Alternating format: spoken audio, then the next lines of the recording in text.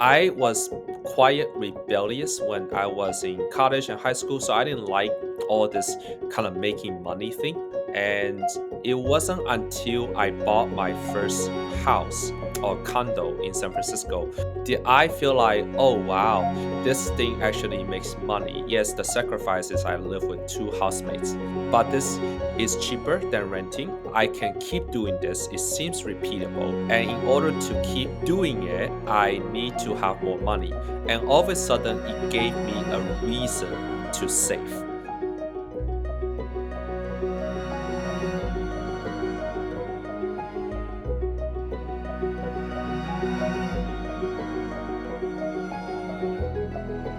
Hello and welcome to the Ideal Investor Show. Today we have an awesome guest, Perry Zheng, who is probably the world record holder of getting a real estate portfolio up and running. So, Perry, welcome to the Ideal Investor Show. Hi, thanks for having me here. I appreciate it. Yeah, absolutely. So, I saw a little bit in your bio that you are, very successful in the Seattle area, have grown a really large portfolio, and now in the process of trying to help other people to get into real estate and syndications and stuff like that. So, maybe to start out, just tell us a little bit, how did you get not so much right where you are right now, but even to get started in this whole thing? Yeah. So I graduated in 2010, found a job as a software engineer. Then in 2014, I bought my first house that is a condo in San Francisco where I used to live. Now Okay. I live in Seattle and I house hacked that property. So I Mhm. found out that it's cheaper to house hack than to rent. And I thought that was not that hard. So I decided to start reading Rich Dad Poor Dad. I went on Bigger Pockets. I bought a house hacking house, another one in Seattle. That one has 5 bedrooms instead of four. And I house hacked that one too. And then I start buying more and more of house hacking properties, end up accumulating 6 or 7 of them before I exhausted my loan options, financing options. So then I start looking into multifamily. But that was the origin of my real estate journey. Yeah, awesome. That is very good. Now, just to make sure, because not everybody in the audience necessarily is completely familiar and the definitions vary a little bit, can you describe when you say house hacking what that actually meant for you? But also, people might say, wow, the guy graduated like 12 years ago and he already has this portfolio, like, does he have like rich parents or stuff, or where's the money coming from? Great question.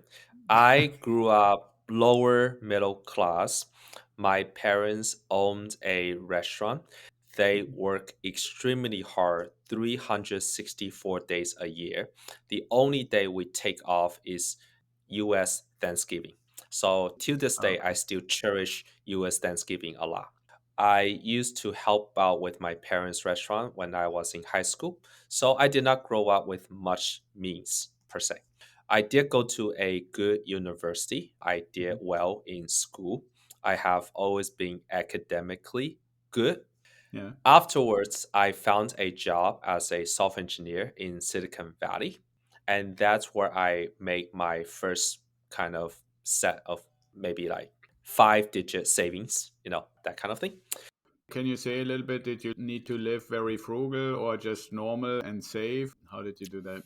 Yeah. So last one, you also asked what is house hacking. So my definition of house hacking is I buy a single family with Hmm. 4 or 5 bedrooms, and Okay. I was willing to live with roommates. There are other Ah, kinds of house hacking definitions where you buy a triplex and you rent out the other 2 units and you live in right. one of the units. I have decided that I care a lot about financial freedom such that I don't mind living with housemates. And I was single and I was totally okay living with housemates. So I care a lot about financial freedom. And just for the audience, I was quite rebellious when I was in college and high school. So I didn't like all this kind of making money thing.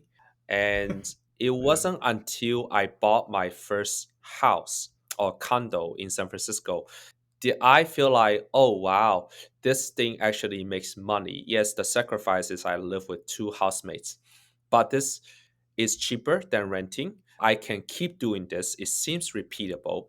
And in order to keep doing it, I need to have more money. And all of a sudden, it gave me a reason to save. So then I Right. create a spreadsheet with everything I spent. I didn't even use Mint. I know there's Mint. I manually type out every expense and everything I purchase. The reason I did that instead of using Mint that automatically connects with your bank account is that by typing it out, you physically force yourself to not spend that much money. Because if the more you spend, the more you have to type out at the end of the month. So I was very, very frugal, even though I was, making good salary, engineering salary in Silicon Valley. I live as if I was making $50,000. So I was saving more than 85 to 90% of my money every year.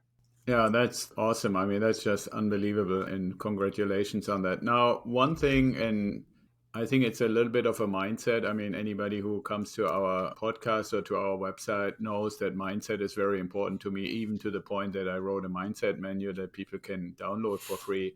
The thing that I would be interested in, I oftentimes mention to people, or whether they're mentoring clients or otherwise, that my recommendation when you're early stage like you were, I mean, you basically lived, if I hear you right, of 10%. What I always say is if you can at least take 15% that comes Mm. into your account, right? Like from your salary or whatever other gig at the side you might have or so forth, and put that aside while you don't necessarily have a spouse or not building a family or stuff like that, and then live off the remaining 85%. Now, you lived off way less, but fundamentally, I want to ask, in your case, did you try to basically put a certain amount of money aside right when you received it and then live off the rest? Or did you do it the other way around and just say, I live off so little as possible, and then whatever is left over, I have available to? Good question. Methodically, I did not put aside what I wanted to live on. Okay, Methodically, I only have a spreadsheet of how much I spend every month. And my goal is to drive that spending down as much as I can. right, Now, right. the biggest thing that people spend on is their rent and their house. But by living in a 5 bedroom house hacking house, my rent was less than 200 bucks. And so once I move For out, San Francisco, that's very good. yeah, once I move out, that's in Seattle. San Francisco was way more Right. expensive. Yeah, yeah, So once I yeah. move out, that particular room rents for 850 bucks. Yeah, So yeah, yeah. as soon as I move out, I have a $600 cash flow on the house. And that number keeps going up because rents have been increasing dramatically in Seattle. Okay, yeah, that's great, and that's a great explanation. Now, one other aspect of house hacking, you mentioned, some people use triplex or fourplex and stuff like that for that initial phase.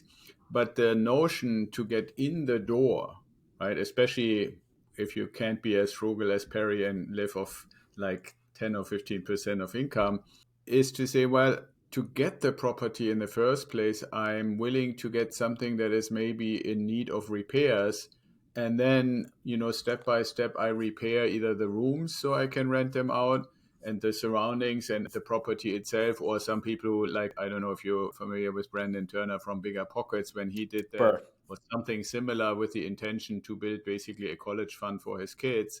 He bought this Mhm. fourplex and it was pretty run down, and then step by step renovated one after the next and put a tenant in. And I think after the first, or latest after the second, he was already break even, and then everything else above that was basically icing on the cake. So in your case, did you find the properties in good enough condition so that you could basically use them and rent them right away, or did you also have to do some renovation? That's a great question and depends on your audience. Everyone should have a different strategy. I can tell you that my strategy was not optimal. Here's what I did. I bought, as a classic example, a 5 bedroom for $415,000 in Seattle back in 2016. Okay. It's got 4 bedrooms. I added one more room, so that became 5 bedrooms. I added one more bathroom, so that's about $12,000 to adding that bathroom. I did not replace the carpet because it was already pretty new. I Okay. didn't have to do any value add per se that increases the property's value dramatically. What else did I do? I put 5% down. That's how low I put down. My competitive advantage was I made good income, and lenders love soft engineers. So I did the math. I did the math. I could buy something that is in need of renovation, and I will be putting in maybe 50K or 100K of repair, and it will appraise for, I buy it for 200K, putting 100K of renovation, 300K all in, and it will appraise for 450K. That's quarter of my value add, right? The problem is those properties don't exist in Seattle. And secondly, for those properties, the lenders require you to put 20% down. So what I basically was doing is I buy a finished product, but I use my competitive advantage, which is a high income, to qualify for extremely low down payment.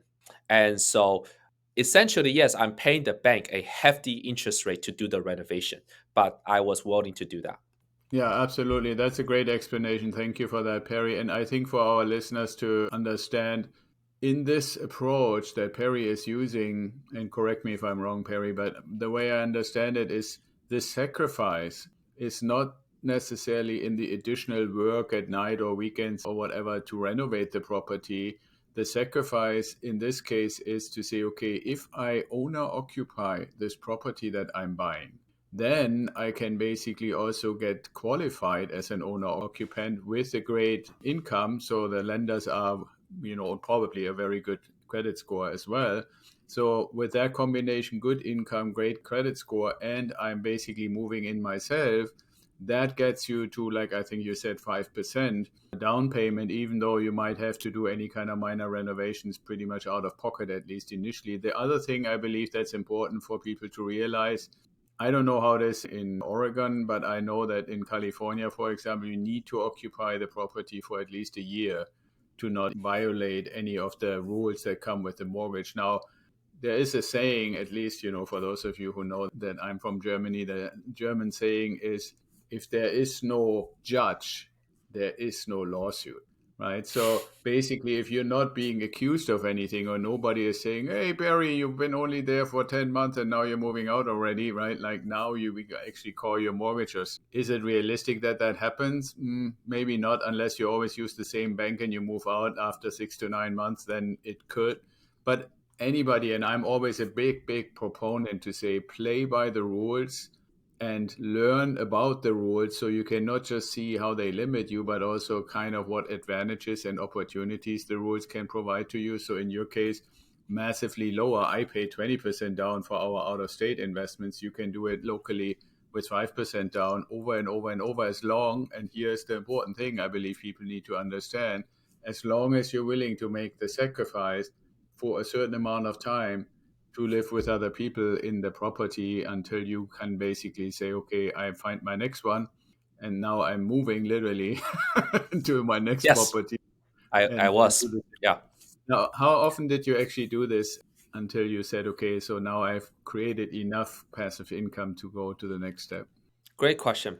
So I am a contrarian person, and you are absolutely right. I like to follow the rules, and then I saw the fine prints of the rules, and then I also learn how to quote unquote break the rules.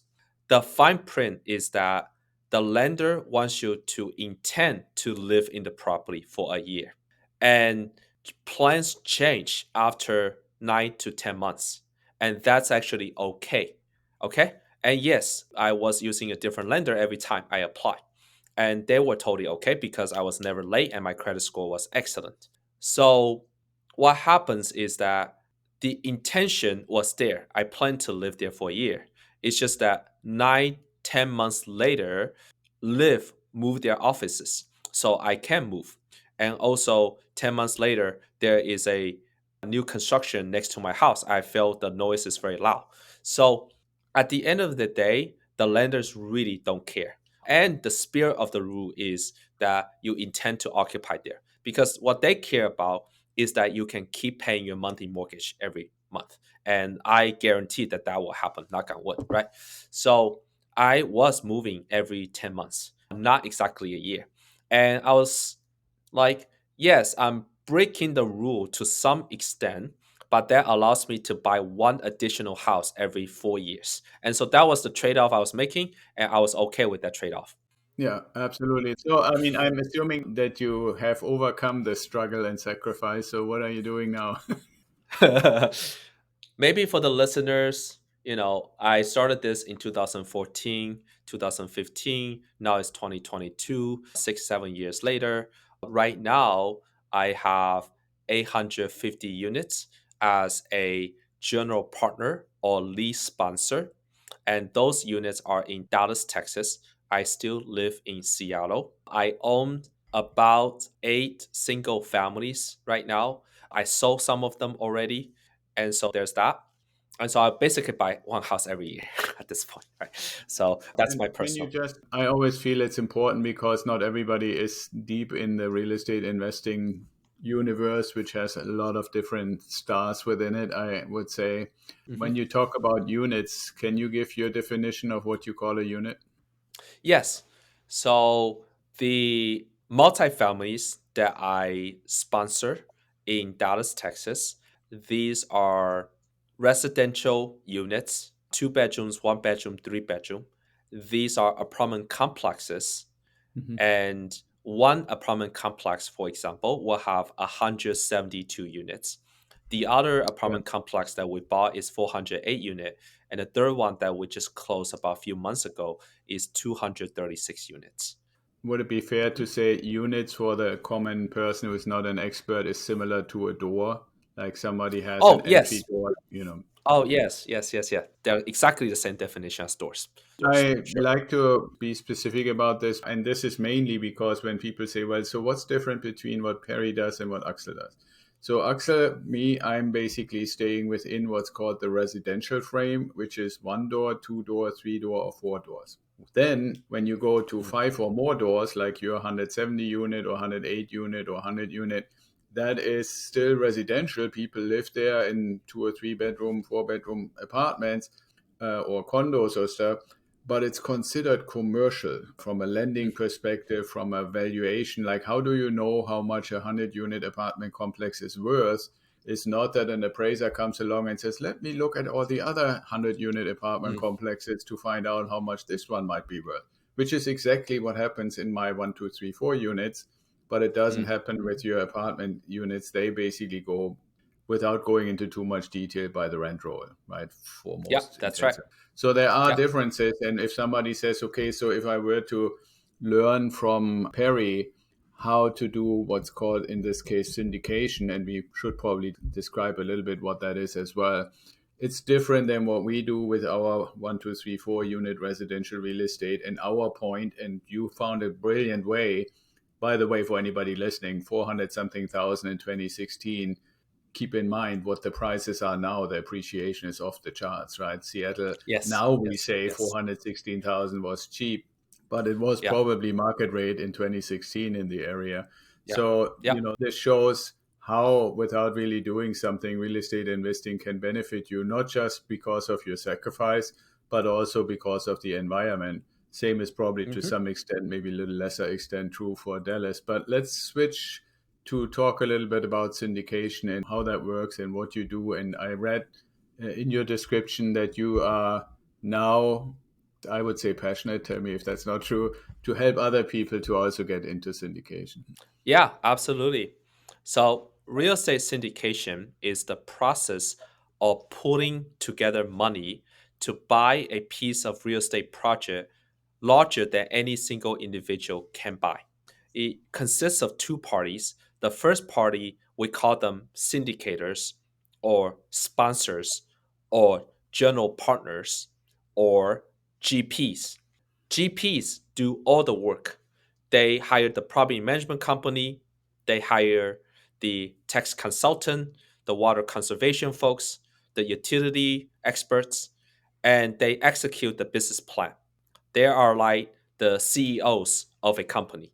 And then you have, on the other hand, LPs, limited partners, or investors, or passive investors. Those people don't do any work, but they invest 50,000, 25,000, or 100,000 or more, and they basically become equity partners in the deal. Now, they do this because then collectively they have efficiency in operation. They can buy something larger than any single person can buy. The competition is thinner at the higher level. So everyone, quote unquote, makes more money.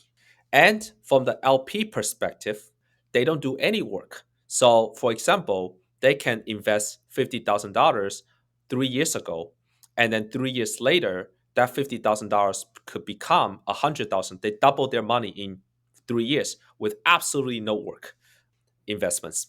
So, and the general partners want to do it because they do take some fee, quote unquote, their sweat equity in the project so that they make extra money. And that's for people that want to go faster and quicker. And maybe out of 100 people, 95% of the people want to be LPs because they have their full time job, they're busy, they want their family, they want their time. And 5% of the people want to go extra hard and fast, and they care about financial freedom. And so I'm one of those 5%.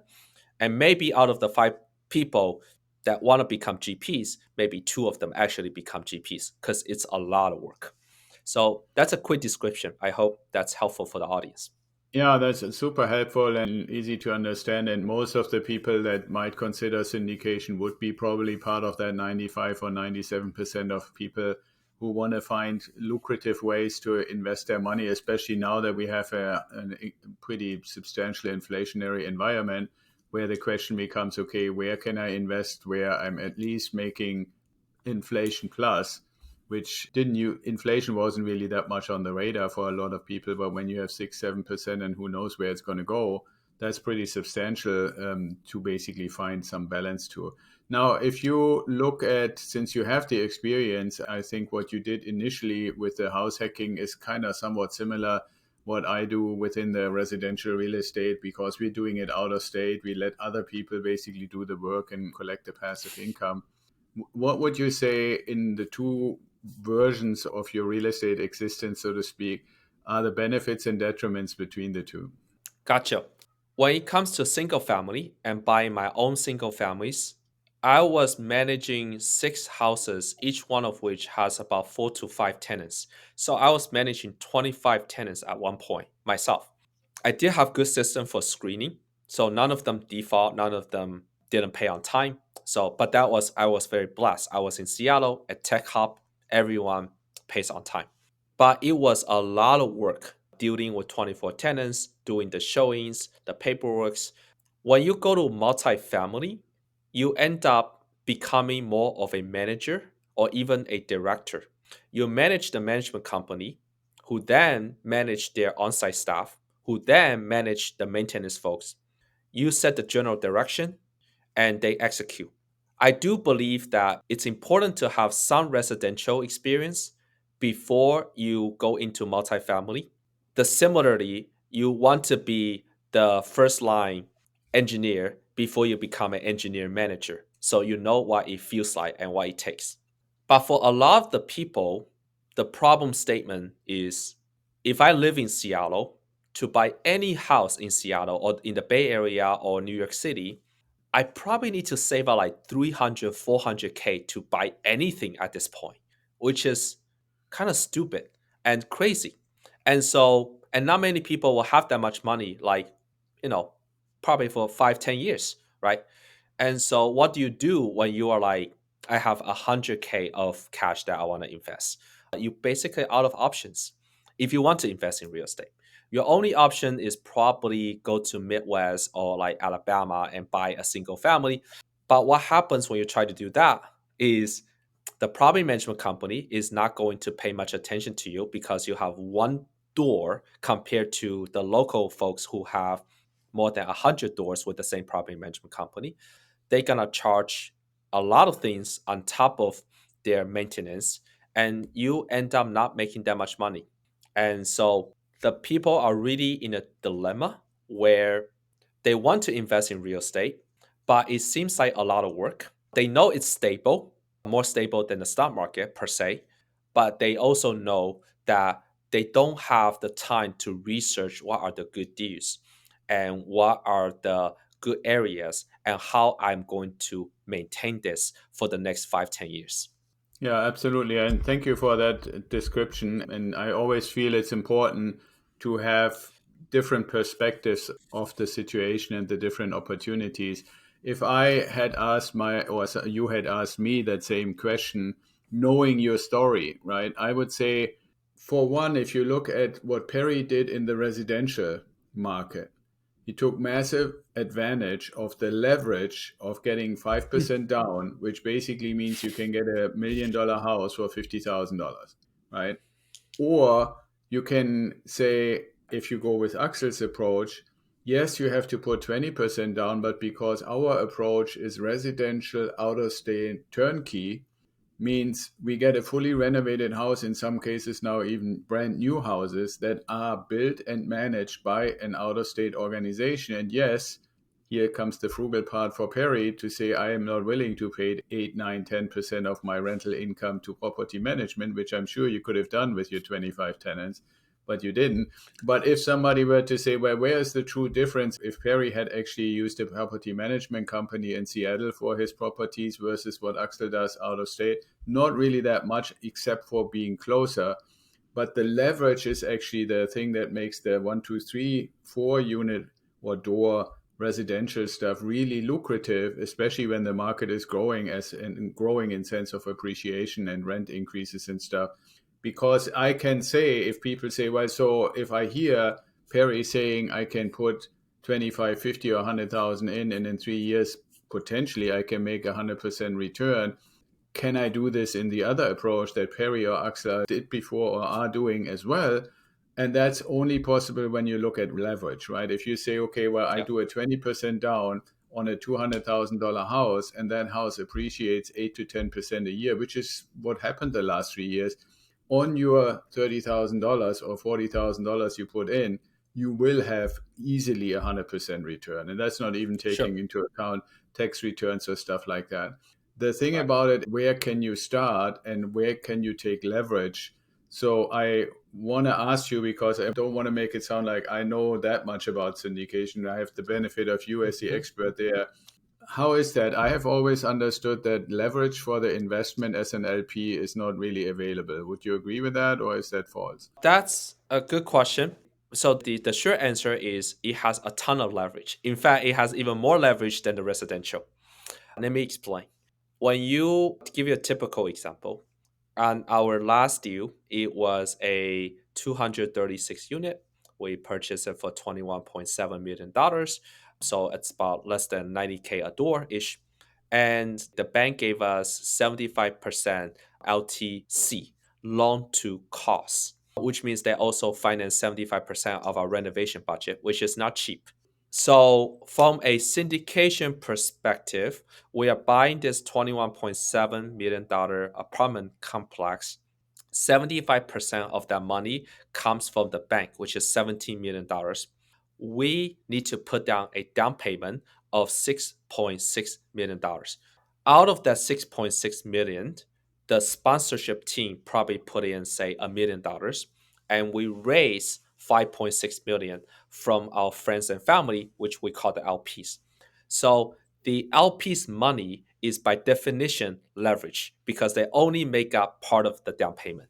That's very good. That's a good explanation. I guess then what we need to understand is, yes, we have to have the investment to participate in the syndication as one lump sum, but the Mhm. syndication project itself is leveraged similar or almost similar to as if you were to do a single unit. So there is That's right. leverage if you don't have the 50,000 or 25,000 or 100,000 to be able to participate, then you couldn't go to the bank and say, I borrow like 50% or Right. 70% of that. You have to have that Right. money. Now, the other question that I always get asked, and I'm always a little afraid to answer it because I'm not a syndication expert, and that is, what about the whole thing about accredited or qualified or experienced investor versus just a normal person who happens to have $50,000? Great question. There are two types of very popular syndication frameworks, and they're probably the exclusive ones. One is called 506B, B as in boy. 506B allows up to 35 non accredited investors, but sophisticated investors, to participate in the project. And by the way, disclaimer, I'm not a legal consultant, so take it Yeah, with a me grain of neither, salt. and Okay. no CPA Yeah. and no lawyer and no Yeah. financial Sure. advisor. We none of that, just in case. Right. And 506B is makes up 95% of all syndication types.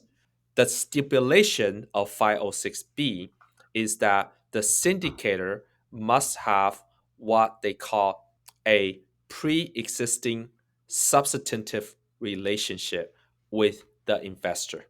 Okay? And those are usually in the form of meeting at a conference, setting up a phone call, get to know each other, or they're friends and family, or they're just like living life and they end up knowing these people. But majority of them is you have to go to a conference, meet some of the syndicators, go on a call with them, get to know each other, become friends, and then invest. That's usually the journey. The downside of 506B is limited to people you know or have a relationship with, which by definition is not that many. And you cannot advertise it on social media. Okay? Yeah, that would also then mean if you go to your example with the 5.5 million and 36 people, that means like more than 100,000 per person to actually, like more like 150,000 or so per person to make it work. Actually, good question. So the stipulation is that it cannot accept more than 35 non-accredited investors, but it can accept unlimited number of accredited investors. And so So most yeah, of you my can bring investors it are down. accredited. And then the second type, which is called 506C, C for Charlie. The difference there is everyone must be accredited. All your investors must be accredited. And it is syndicator's job to make sure that they are accredited by doing a third party verification, by checking their tax return or whatever. The plus side of that is you can advertise the hell out of it on social media. And so it's called 506C, C for Charlie, that allows for general solicitation. But it has higher fees. It's a little bit of a marketing spin to it. Now, I actually created a company called Casual Portal, and it is a marketplace to serve both cases, but particularly the former case, where investors can get to know a person, a syndicator in this case, ask about their experience, and if they feel like there's chemistry and if you feel like this person actually is legit, and you can check anything you want to on the internet, and you can meet up in person if you really want to as well, then they can participate in their future projects because there is a substantive relationship at that point. So it's like a networking tool that allows people to find good syndicators in their local market.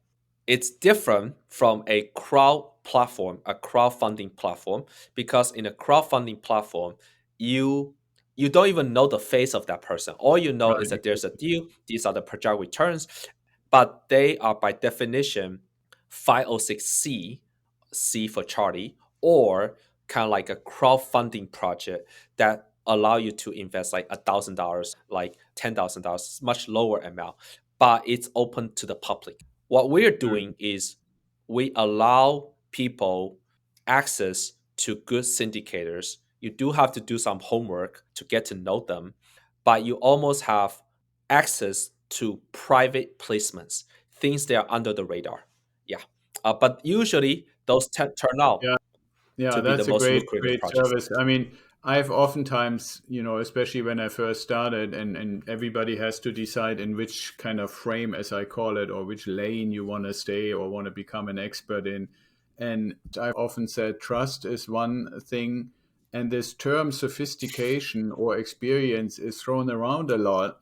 But then you really, in this day and age where everybody is like instant gratification, everything has to be instantaneous. What, I have to read a book about it? There's a whole manual to review. I have to go through 5 hours of training. All those things are basically perceived hurdles. And I think it really separates a little bit the masses from the really dedicated people. But on the other hand, when you then flip the coin and say, okay, I just closed on this deal or that deal, or found this deal and made the investment, and here we are 2 years later and already got like 80% back or something like that, that one of the differentiators is to really be willing to do the homework, right? If it's like through our process and mentoring program, or if it's, like using your platform, if somebody says, I want to just be rich overnight and get to financial freedom in 3 years from now, but it has to basically happen automatically. I think we have to clear up that myth that doesn't exist unless you win the lottery. That's the only other way I know where that could happen. Otherwise,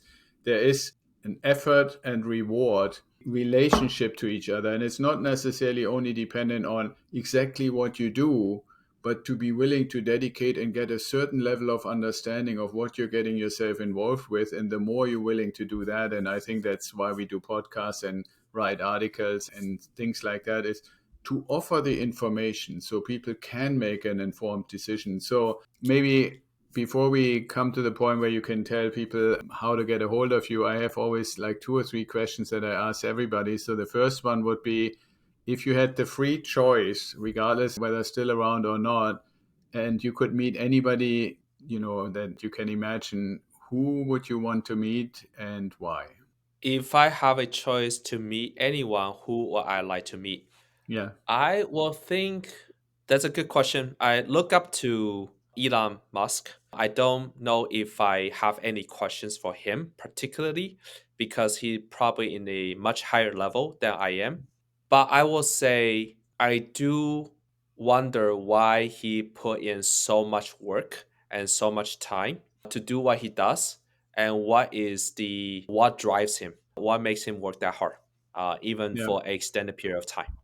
Yeah, I would, by the way, come along on that visit. But do you have any inkling, any kind of guess or something, what you think the reason could be? I think he's working on something that's bigger than himself. I Okay. think that the idea of interplanetary colonization sounds wonderfully big and interesting. And I can relate to that because at some point, right now I'm financially free. So I can technically quit my job and not do this startup anymore. And I can live for a long time. I'm still doing it because I have achieved financial freedom through real estate.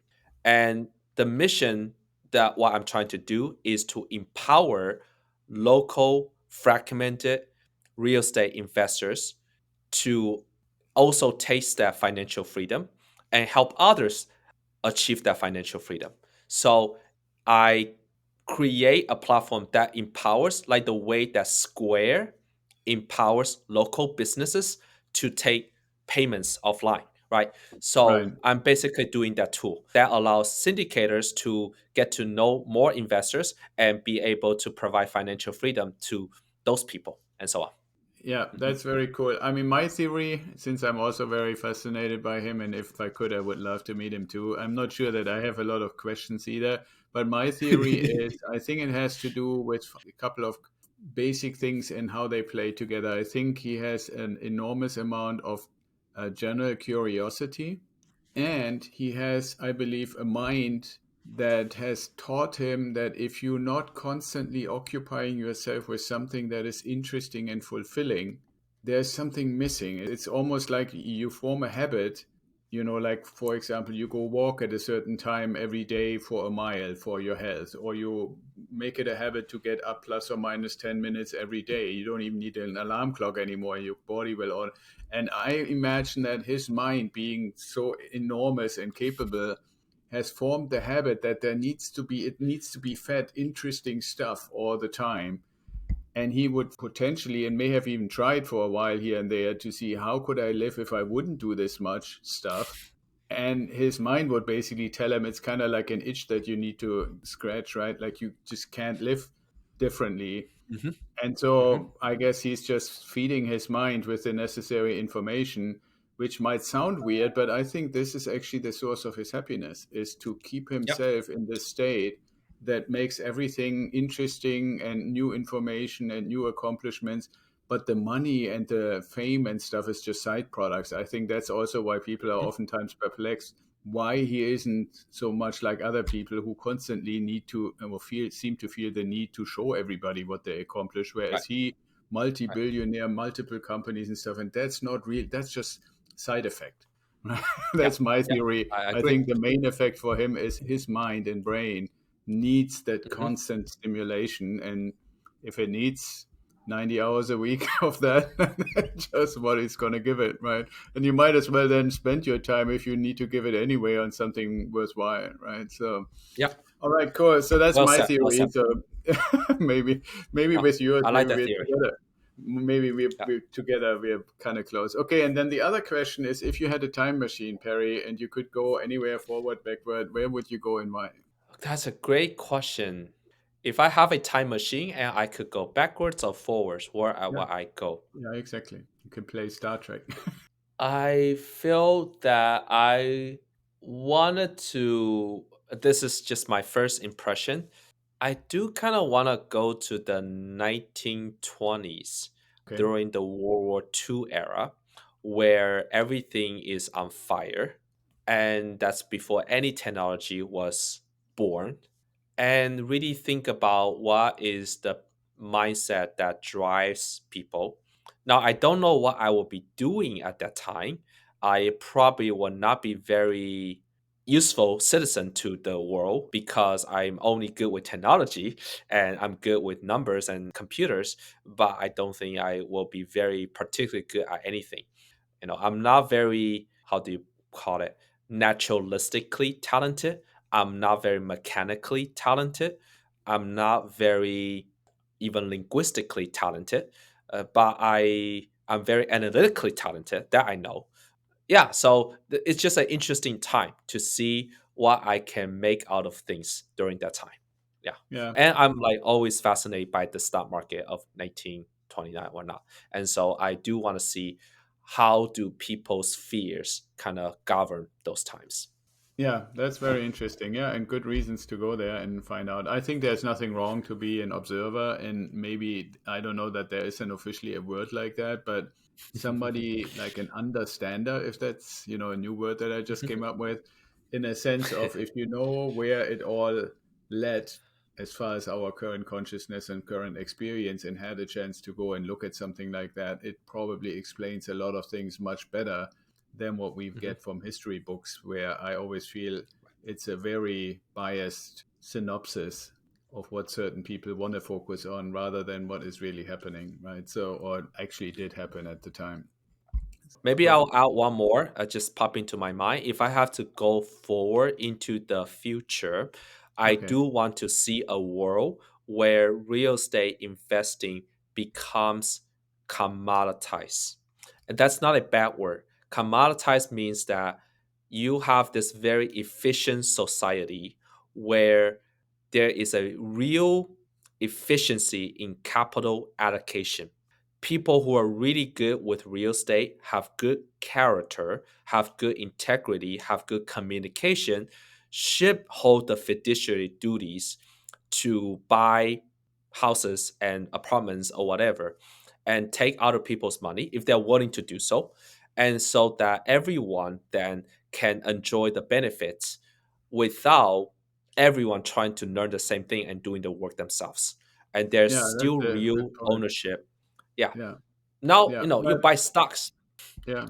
Maybe you could get a ticket in like 2050, 2060, and then take one of Elon's starships to Mars and see how they actually get on with real estate on Mars. Sure. Yeah, I mean, I've actually been thinking about some people posted the interesting question, if there were really like in a serious way, you say, okay, now getting there and having the means to create, like, Elon Musk says, a city on Mars. If we take the engineering issues out of the picture for a moment and say, how would we want this opportunity to basically create a new society on a new world? How would we want to see that come together? What would be the important things? What would be the things we would try to avoid? I think it's a fascinating thought experiment, especially for anybody. And I have the inkling that you are in a way similar like me. The more you get into working with people in the context of real estate or any kind of serious context, I think that has interesting components, but also a financial component, a substantial financial component associated with it. It is for me massively fascinating to see all the different facets of human nature and what drives people or what makes people do and take certain actions. And taking that into consideration to say, well, if I had the opportunity and could create an ideal city or an ideal society, that's one thing. But as soon as you sprinkle even a little bit of human nature in, it becomes a massively complicated thing, to come up with something that sustains itself. All right, cool. We're getting Absolutely. into philosophy, Perry. I think that that indicates we are coming to the end. So I want to definitely say it Sure. was awesome to have you on the show. But before you go, can you tell our audience how they can get a hold of you? Good. I will do a little bit of self promotion here. Yeah, go ahead. The Full on. best way to get a hold of me is go to cashflowportal.com/sponsors. And that is our sponsors marketplace that shows all the sponsors that we want to feature on our platform. Um, all of them are highly vetted. They have more than 1,000 units or doors. Some of them have less, and you should be able to find my multifamily biography there. If they are interested in investing with me, they can click on connect or establish relationship. What happens then is they will get an email that is to both me and the investor. I will send a calendar link that can set up a call, and we can establish a substantive relationship. And in the future, you will see all my future deals. You can do that with every other sponsor as well. All right, that was the Ideal Investor Show for today with Perry Zhang, a very, very successful syndicator. And we will make all the information that Perry shared available in our show notes. And anybody who would like to contact Perry, like he said, cashflowportal.com/sponsors. And you click the link in the show notes and then you get to Perry. So be well, stay safe, and we see you in the next show. Thanks for listening, and I hope you enjoyed today's episode of the Ideal Investor Show. More info and the links we mentioned during the show are in the show notes, or you can go to our website at idealwealthgrower.com and sign up for the Apple Podcast link. And if you like to talk to me, sign up for a strategy call. Hopefully you want to share what you learned with your network and bring more people in. We are really eager to hear your comments. And until next time, be well, stay safe, and ciao.